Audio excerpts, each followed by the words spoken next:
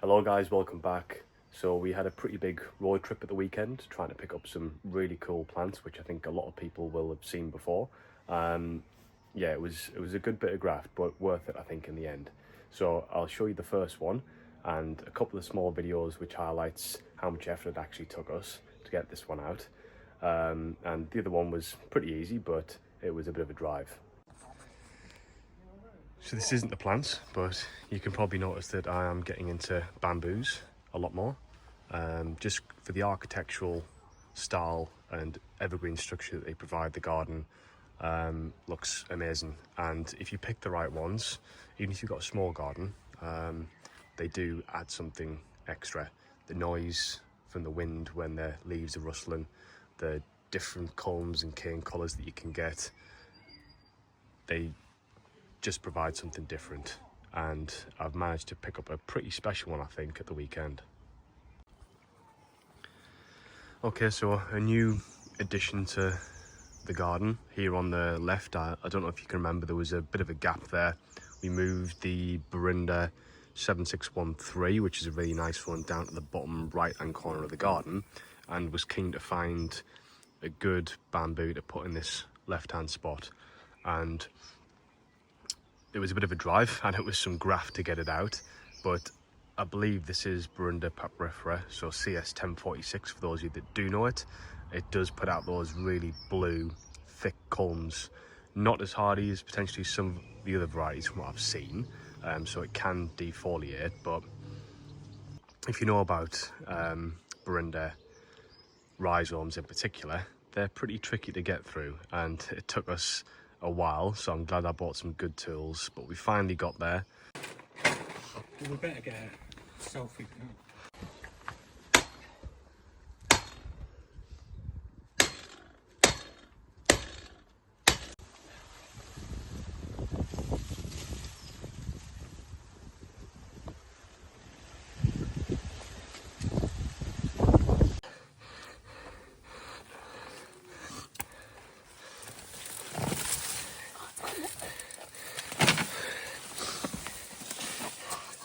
Took the 2-hour drive down to Bristol and picked up some plants. I'll put a video of a couple of small videos of what we went through to get it out, but I had some good recommendations for people on the bamboo forum, and I'll try and get some close-ups of what it looks like. But I've taken some of the top off just to try and promote a bit of root growth and a bit of rhizome growth at the moment, and have just raised it up a little bit, and I'm going to backfill around it just so we can start and see, and it makes it easier to keep it bare when necessary. These are some slightly older culms, but you can see that blue silvery colour to some of the slightly newer culms on this one. It does look brilliant, and I think it's going to help brighten up and give us some good evergreen structure in this part of the garden, which is really cool.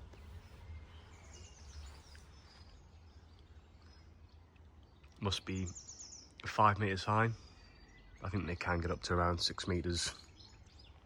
I took this one down on the left here off, you can see the smaller cane at the back as well. But hopefully this sets it up for some decent growth over the next year or so. It's going to be a while before I think it puts up culms of this size, I would imagine, but we did manage to get a pretty big chunk of roots and rhizome. This is the Burinda down at the bottom right hand corner. I do need to do a little bit of thinning out, but I'm going to wait until hopefully some of those new culms come through. A little bit of a greener variety, but you can see it still does have that glaucous kind of look to some of the new culms as well. A little bit more of an arching type, this one, but it does send out a lot more culms than the other varieties, almost twice as much, from what I've noticed so far. But now the weather is starting to warm up. This is Burinda Yunnan 2, so another one of the blue bamboos. Everyone wants 1046, but this is another good option for people. It's been in for maybe a year and a half, maybe a couple of years actually so far. Some have bought the culms late last year that were a bit bigger, but by the look of these, we should start and get some decent sized ones coming through, which is going to look great. And then it means I can tidy it up a little bit further. Another pretty big one on the other Yunnan 2 here.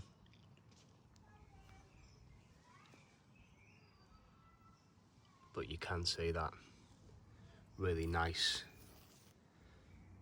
blue colour to the nodes. And what you can do to tell if it's a Brinder compared to a Fargesia, which I've recently learned, is I think you can probably see those vertical kind of stripes that are going up and down. That helps notify that it's a Brinder between those nodes compared to a Fargesia. Again, Bamboo UK Facebook, really good site. And this is another couple of purchases. The dog's just going to run past now as the missus is just walking in. Some pretty big bananas at a good price. I paid almost 100 quid each for these, but you do buy some that are tiny in that size that people are selling for 50 quid. So I think it's a pretty good buy. And I mean, they're over 2 meters already. So that's a Montbelliardi on the right and a Haniba on the left. I picked up this slightly smaller Montbelliardi for a bit cheaper than that. But yeah, I'm really looking forward to getting these in the garden. I think they're potentially going to be 5-6 meters tall this year. What I'm also doing at the moment is, you can see a lot of the palms have moved out of the pergola, and these new bananas and quite a few other plants are tucked in at the right hand side. So they do get the morning sun, which appears over there, but then it goes back over behind the house, and this becomes quite a shaded area, which is really important at the start of spring, especially when we've got heat like this and it's full sun, over 20 degrees.